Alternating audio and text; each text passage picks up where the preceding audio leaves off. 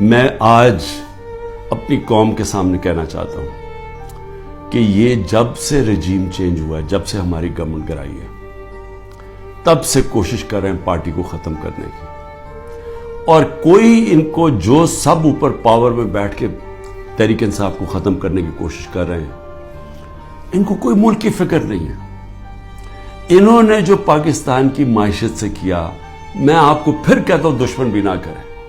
Media control کر لیا ہے، ایک کنٹرول میڈیا ایک بات کرتا جا رہا ہے کہ جو ہو، یہ تو پیچھے سے یہ تحریک انصاف کی وجہ سے ساری مشکلات آئی ہیں۔ پھر سے میں کہتا ہوں کہ ہر سال شائع ہوتا ہے اکنامک سروے آف پاکستان۔ ذرا اکنامک سروے آف پاکستان میں دیکھ تو لیں کہ بینکرپٹ گورنمنٹ 2018 میں ملی، اور کرونا کے باوجود کیسے اس 6% پاکستان کی معیشت آگے بڑھ رہی تھی، گروتھ ریٹ تھی۔ دو آخری سالوں میں جو ایوریج تھی وہ 6% تھی۔ تو کتنی دفعہ پاکستان کی معیشت اتنی تیزی سے اوپر گئی ہے؟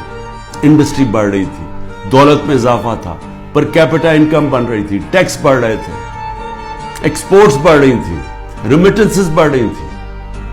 تو جب ایک ملک ترقی کر رہا تھا، اس گورنمنٹ کو گرا کے جس کو لے کے آئے ہیں، انہوں نے کیا کیا؟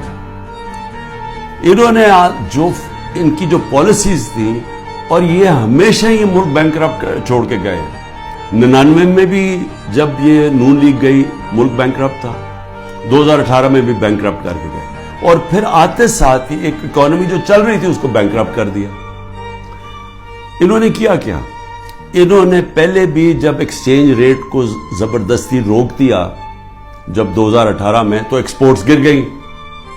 انہوں نے روپے کو جب اوپر رکھا جو اس کی مارکیٹ ویلیو نہیں تھی، تو اسے ہوا کیا؟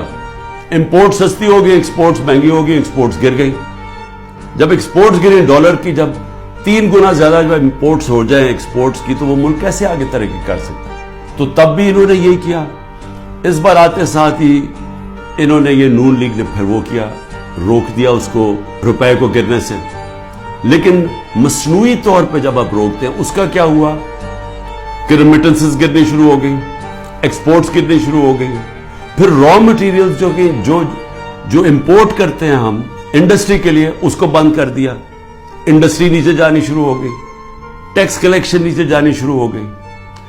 3 ارب ڈالر کا ہمیں مل رہا ہے اس وقت IMF سے سٹینڈ بائی ایگریمنٹ پہ جو پیسہ آئے گا۔ 7 ارب ڈالر صرف ایک سال میں پاکستان کو نقصان ہوا ہے ایکسپورٹس کی کمی میں اور ریمیٹنسز کی کمی میں۔ ریمیٹنسز کی کمی میں کیوں ہوا؟ کیونکہ اتنا فرق پڑ گیا مارکیٹ میں، روپیہ کی قدر کدھر چلی گئی، اور آفیشل کدھر تھی کہ لوگوں نے بینکوں کے تھرو پیسہ نہیں بھیجا، دوسری طرح پیسہ بھیجنا شروع کیا، ہمارا ریمیٹنسز کم ہو گئی، اور ایکسپورٹس کم ہونی تھی۔ جب انڈسٹری کے اوپر انہوں نے را مٹیریل بند کر دیا، ایکسپورٹس کم ہو گئی۔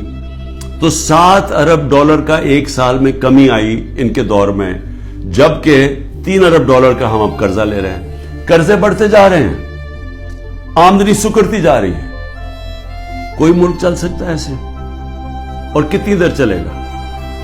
اور پھر اوپر سے سیاسی استحکام ہی نہیں ہے، لوگ ملک چھوڑ کے جا رہے ہیں، ملک سے ڈالرز باہر جا رہے ہیں۔ جب پروفیشنلز بھی باہر جا رہے ہیں اور ڈالرز بھی باہر جا رہے ہیں، تو آگے کیا رہے گا مستقبل پاکستان میں؟